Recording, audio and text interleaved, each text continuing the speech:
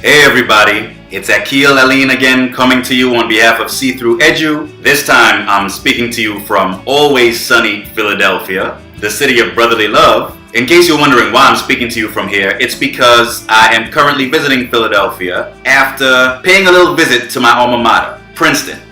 We have a big annual celebration that we call reunions. Literally every living alumnus of Princeton University, undergraduate and graduate alike, is welcome to return to campus for a booze-drenched weekend of festivities, of wining, dining. In reality, it's more about boozing and schmoozing, although there's a lot of intellectual and academic offerings and everything.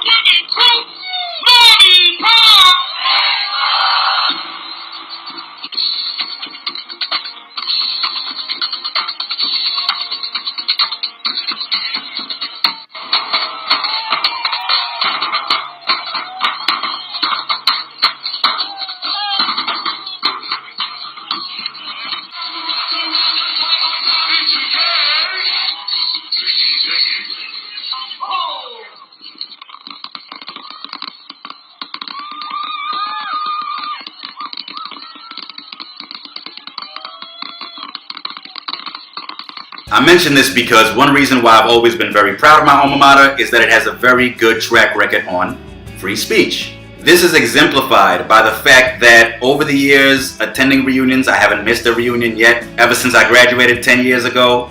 Over the years, I've noticed that controversial figures who are not very popular on Princeton's campus are generally nonetheless able to visit the campus, express themselves freely without fear of being interrupted, shouted down, run off stage, run out of town, run off campus, whatever. For example, both last year, my 9th reunion, and back in 2012 for what I guess was my 4th reunion, none other than conservative Republican U.S. Senator Ted Cruz of Texas visited campus. Now, he's a member of the class of 1992. On both occasions, his 20th and 25th reunions, he was interviewed by his and my former professor, Robert George, a conservative professor, lawyer, legal scholar, who taught both Senator Cruz and myself constitutional interpretation in a course that's very legendary at Princeton.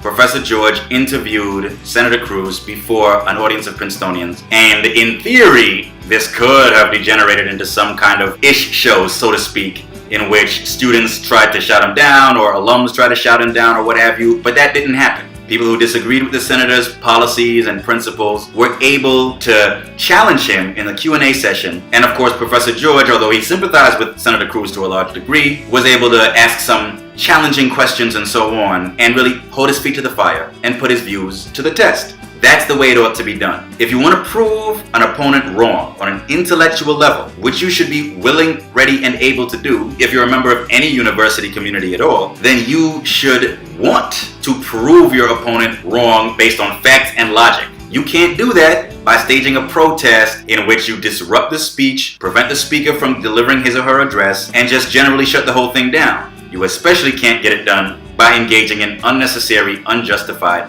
violence, like in the incidents that we saw last year at schools like Middlebury and UCLA, when conservative figures like Charles Murray and Milo Yiannopoulos tried to speak on campus.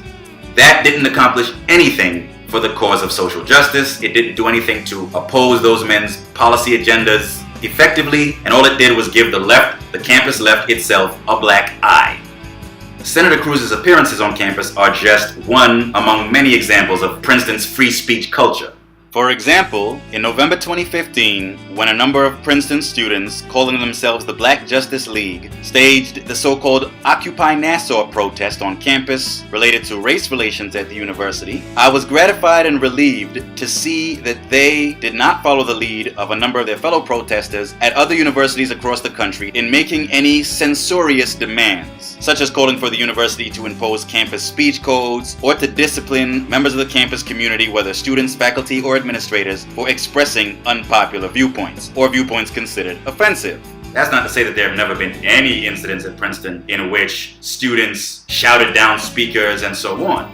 The only documented case of that kind of disruption of a guest speaker that I've been able to find so far is an incident from the spring of 1970 during the controversy over Richard Nixon's expansion of the Vietnam War into neighboring Cambodia. There was a lot of unrest on campuses across the U.S. at the time. Princeton wasn't immune to it.